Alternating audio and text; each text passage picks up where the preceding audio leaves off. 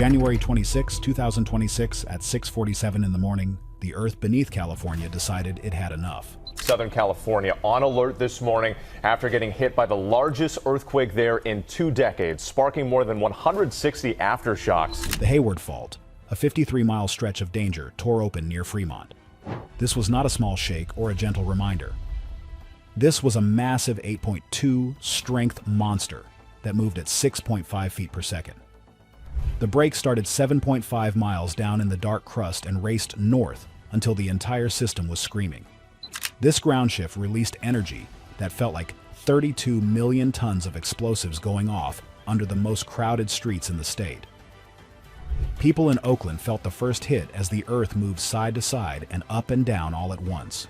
For 45 to 60 seconds, the world became a blur of noise and falling concrete.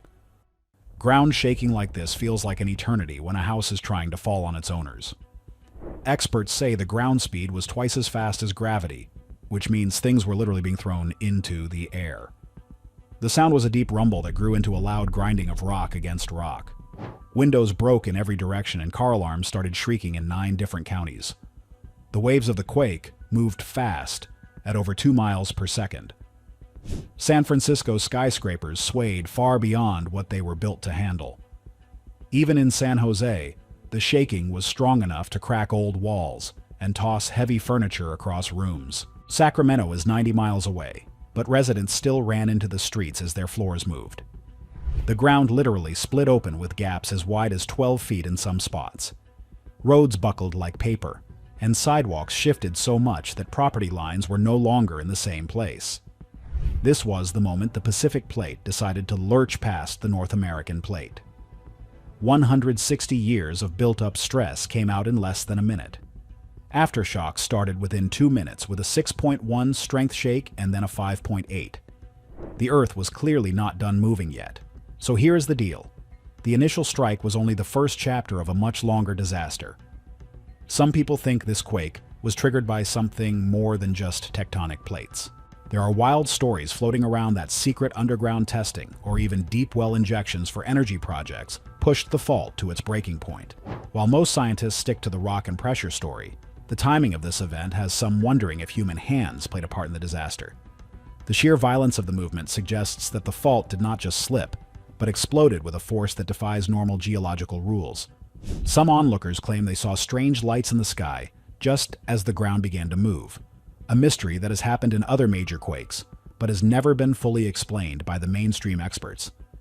Basically, the ground was acting like liquid, turning solid soil into something as soft as quicksand in a process that engineers call liquefaction. Entire neighborhoods in the Marina District began to sink as the sandy soil underneath them lost its strength. This key detail can shock anyone who thinks they are safe just because they are not on the fault line. But the falling buildings were not the only nightmare waking up. Buildings turned into piles of rubble in less than 90 seconds across Oakland and Berkeley. Over 200 structures fell down immediately because they were old and not built for this kind of power. Apartment buildings pancaked, which means the floors fell on top of each other until there was only 3 feet of space left. The most famous bridge in the area, the Bay Bridge, failed just like it did in 1989. But this time, it was much worse. A section 200 feet long fell right into the water, cutting off the main road between San Francisco and Oakland. Cameras caught cars falling into the bay before the power went out. The airport in Oakland was useless because the main runway cracked open with a 6-foot gap. Elevated highways failed in 3 different spots, trapping hundreds of people in their cars during the morning commute. Things get even crazier when you look at the subway system called BART.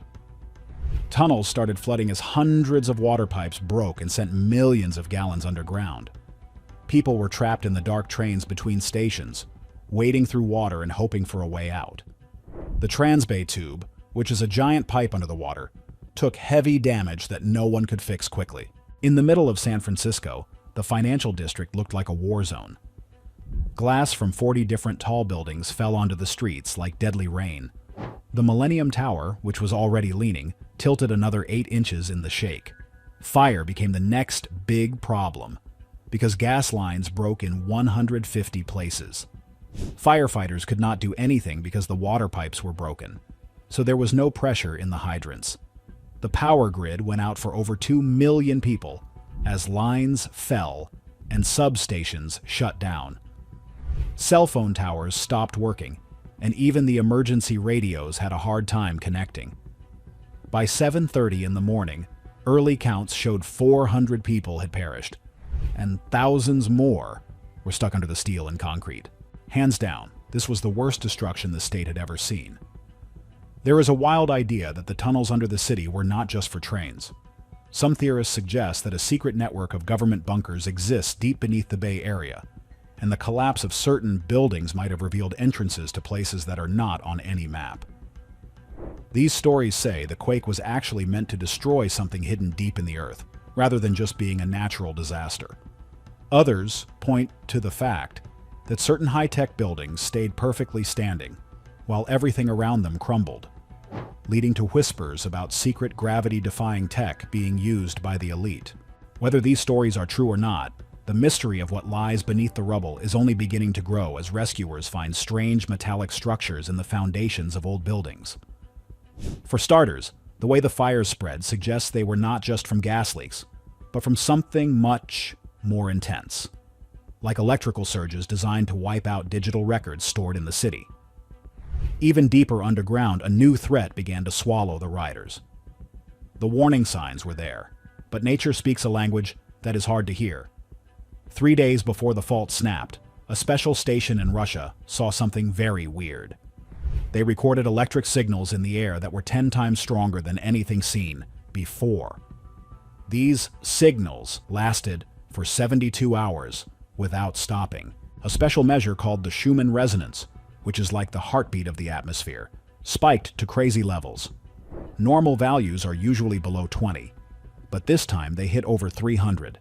These same types of weird signals were seen back in 1989, before the last big quake, but these were much bigger.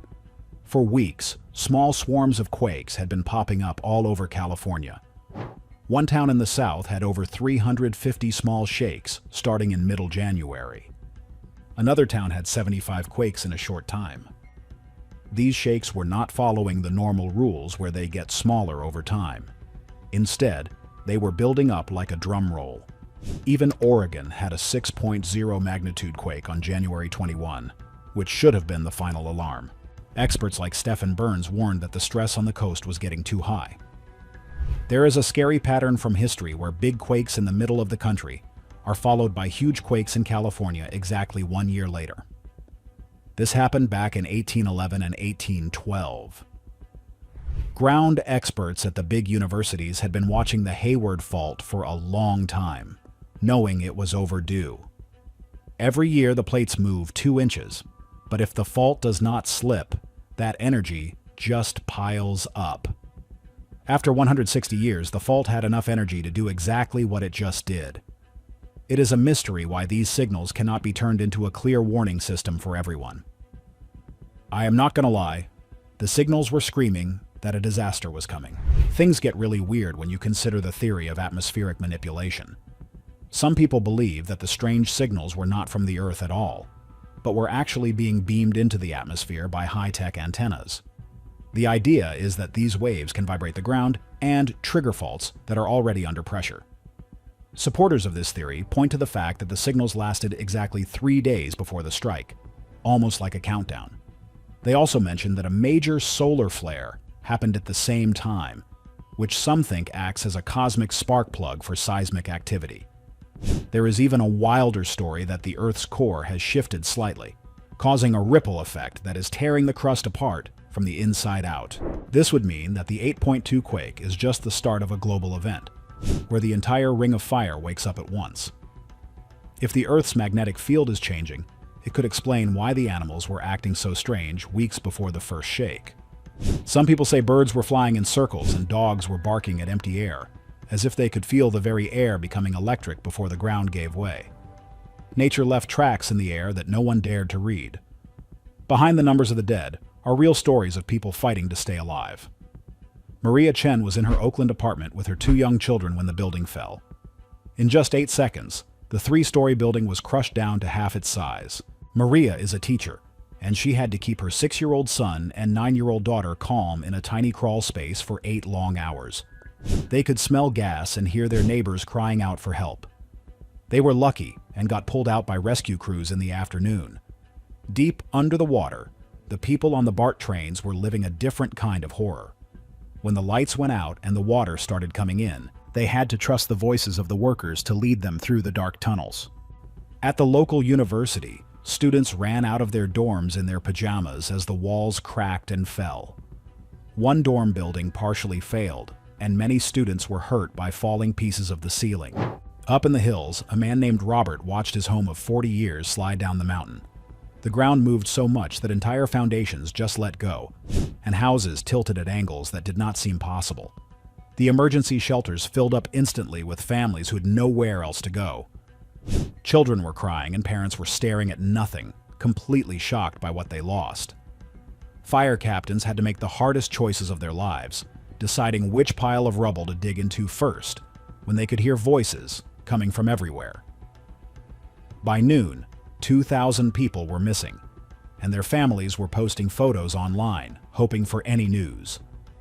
Hospitals had to move patients down the stairs because the elevators were broken and too dangerous to use in the aftershocks. The financial heart of the city became a ghost town as workers left their phones and computers behind to find safety. It was a day where the only thing that mattered was the next breath. Some survivors report seeing things that do not make sense. There are stories of people being saved by mysterious figures who disappeared into the dust right after pulling them to safety. Some think these were guardian spirits, while others have a darker theory that secret teams were on the ground monitoring the disaster for data and only helped when it served their mission. There is also a wild theory that some people knew exactly when the quake would hit because they saw ghost flashes on their television screens or heard static on their radios that sounded like a voice counting down. These urban legends are spreading fast through the tent cities where people are gathered. Some even claim that the earthquake opened up old hidden gold mines from the 1800s that contain more than just shiny rocks. They say strange sounds are coming out of the deep cracks in the earth, sounds that do not seem like wind or shifting stone, but like a low, mechanical hum.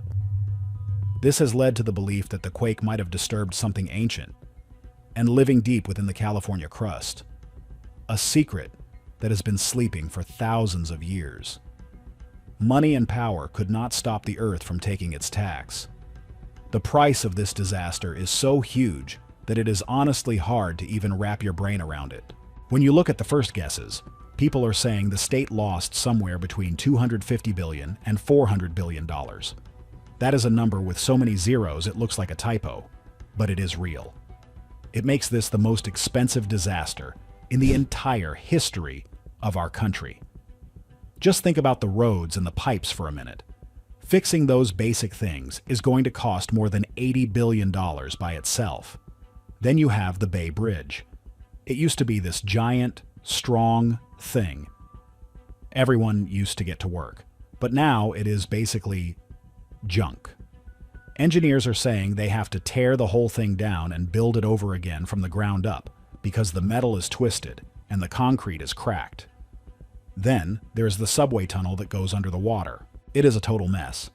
It is going to take years of really dangerous work before anyone is allowed to ride through it again. Right now, over 150,000 buildings are either totally smashed or hurt so badly that nobody can live in them. It is like a whole world just stopped working in a few minutes. This did not just hit houses. It hit the heart of where all our tech comes from. Big companies like Google and Apple had to shut down their main offices and try to move their workers to backup spots in other states. But you cannot just move a giant company overnight without things breaking. The insurance world is also in a huge mess right now. Most people do not realize that regular insurance does not cover earthquakes.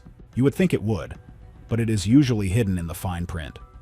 In California, only 15% of people actually paid the extra money for the special insurance you need for this. That means tens of thousands of families are now completely broke. They lost their homes, and they have no way to get the money to build them back. Some of the insurance companies themselves might even go out of business because they already have to pay out over $45 billion in claims. and that number is going up every single day. The governor did not wait long to ask for help either. He was on the phone with the president within 90 minutes of the earthquake hitting. Even though the government is talking about sending a huge pile of money to help, there is a lot of fighting going on in Washington. People are really angry because they found out that many of the buildings that fell down were supposed to be made stronger years ago. The state knew they were dangerous, but the work never got done. Someone messed up, and now people are paying for it with their lives. Now the whole country is feeling the pain because of the port in Oakland. That port is where a huge amount of stuff comes into the country on giant ships from all over the world. Since the port is closed, stores all over America are going to start running out of things to sell.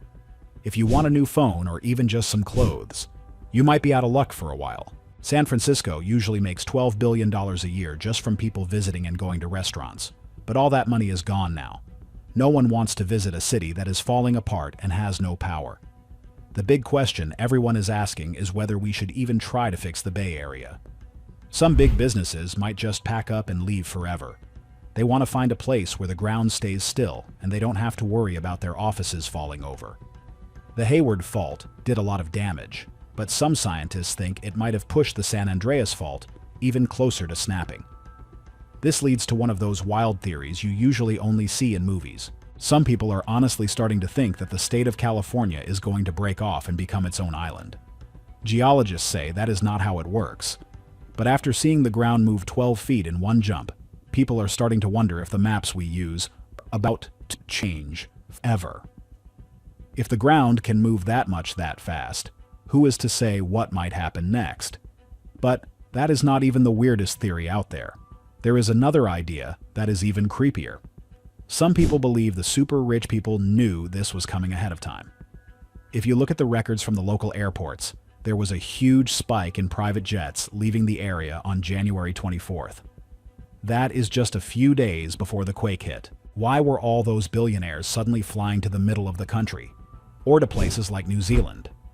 It is super sketchy. Some people think the elite were moving their money into digital currencies and buying up land in places like Kansas or Nebraska because they knew the coast was going to be lost. They think these people have secret sensors that tell them when a disaster is coming, but they did not tell the regular people. They just got their families and their money out while everyone else was going about their day. Then there is the theory about the smart city. This one sounds like something out of a scary sci-fi book. The idea is that the disaster was actually allowed to happen on purpose. I know that sounds crazy, but here's the logic. Big tech companies and the government have wanted to rebuild San Francisco for a long time. But it is hard to build new things when there are already thousands of old buildings and people living there. If the earthquake clears everything out, they don't have to worry about old laws or people who don't want to move. They can just build a brand new city that is fully controlled by computers and big tech. These people say the lack of a warning was not an accident at all. They think it was done to make sure the most property was destroyed so they could start over with a clean slate. In this new city, everything would be tracked by cameras and drones. It would be a perfect place for the tech giants to run everything without anyone getting in their way. Some people even think the earthquake was a cover-up for something totally different. They say there were secret servers in San Francisco that had information the government did not want anyone to see. Maybe stuff about money or secret projects. By letting the earthquake happen, those servers were crushed and buried under tons of concrete. It is the perfect way to get rid of evidence without anyone asking questions. It is also weird how certain high-value spots were totally empty just days before. It is like some people got a memo that the rest of us never saw. If you look at the flight logs, that spike in private jets is really hard to explain away. It makes it feel like we are not all in this together, like the politicians say on the news. Basically, it looks like the people at the top had a plan to save themselves while everyone else was left behind. As the dust starts to settle, people are looking for patterns in all the chaos. They do not believe this was just a random act of nature. They see the timing, the private jets, and the way the big tech companies are already talking about reimagining the city. It all feels way too planned out. Some people are even saying that if you look at the way the ground broke, it looks almost too perfect. like it was meant to hit certain neighborhoods and miss others. While that might sound like a wild conspiracy, when people lose everything they own, they start looking for answers that make sense of the pain. The idea that nature just decided to destroy your life is a really hard pill to swallow. It is almost easier to believe that someone did it on purpose, because then there is someone to blame. If the map really does change, what happens to the borders? If a big chunk of the coast becomes an island or a bunch of smaller islands, does it still belong to the United States? Some people are already joking, or maybe they are being serious, that the island of California will become its own country. It would be a place run by tech companies where you have to pay with digital coins to even walk on the sidewalk or get a drink of water. This sounds like a nightmare to most of us, but to the people at the very top, it's exactly what they wanted all along. They are probably looking at the ruins right now and seeing dollar signs instead of a tragedy. They aren't thinking about the families who lost their homes. They are thinking about how much they can charge for a spot in their new digital paradise. The search for survivors is going on. It is heartbreaking to watch. But the search for the truth is getting just as intense. Every day, more people are starting to ask why they weren't warned. They are asking why the rich people left early and why the buildings were never fixed like they were supposed to be. In the end, the cost of the disaster isn't just measured in the billions of dollars lost. It is measured in the trust that people have in their government and their neighbors. If people believe the disaster was allowed to happen, that trust is gone forever. It doesn't matter how many bridges you rebuild or how many new smart buildings you put up. If the people don't trust the system, the state will never really be the same again. We are looking at a new world, and it is a lot scarier than just the ground moving. It is a world where the people in charge might be rooting for the disaster so they can win in the end. Is it really possible to stay safe in a place where the earth can swallow a city? Drop a comment below and tell us if you would stay or leave. Do not forget to like and subscribe so you never miss a deep dive into these mysteries. Stay safe and keep watching.